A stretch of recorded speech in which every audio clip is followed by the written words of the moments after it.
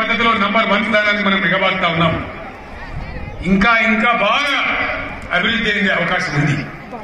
అభివృద్ధి చెందాలంటే ఒక రాష్ట్రమే కాదు, దేశం కూడా బాగా ఉండాలి. భారతదేశం కూడా 75 ఏళ్ల స్వాతంత్రం తర్వాత ఉండాల్సిన పద్ధతులలో దేశం లేదు. దుర్మార్గమైనటువంటి వ్యవహారం జరుగుతూ ఉంది. జరగాలి, దుంగియాలి, బ్రహ్మాండంగా నీళ్ళు పోవాలి.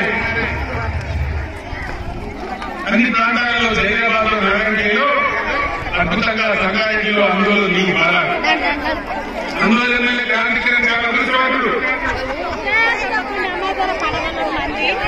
నేను గజ్వేల్ ఎమ్మెల్యేగా ఉన్నా.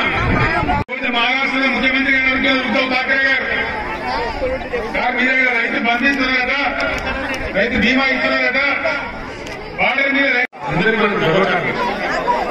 6-7 ఏళ్లలో తెలంగాణ ఎక్కడి నుంచి ఎక్కడికి వచ్చింది మీ అందరికీ తెలుసు. వినియోగంలో తెలంగాణ దేశంలో నెంబర్ 1, అనేక రంగాల్లో దేశంలో నెంబర్ 1 నిలబడ్డాం. మీ అందరి జీవితంతో ముందుకు పోతా ఉన్నాం. నారాయణగిరి, జైరాబాద్ ప్రాంతం నాకు బాగా గుర్తుంది. చాలా మంది ఆ రోజు నేను మాట ఇచ్చిన కార్యక్రమం బాగా కంప్లీట్ అవుతా ఉంది. రంగారెడ్డి జిల్లా అందులో నారాయణగిరి, జైరాబాద్ 25 కోట్ల రూపాయలతో మంజూరు చేస్తా ఉన్నాం. వాటికి బాగా సద్వినియోగం చేయాలని చెప్పి కోరుతా ఉన్నా.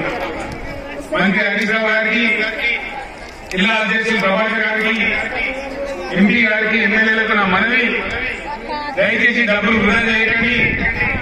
మీరే స్వయంగా ఎందుకంటే నేను చేసినట్టు ఈ 8 మున్సిపాలిటీలు. హాయ్ ఫ్రెండ్స్, మా టుడే టుమారో యూట్యూబ్ ఛానల్ చూస్తున్నందుకు చాలా థ్యాంక్స్.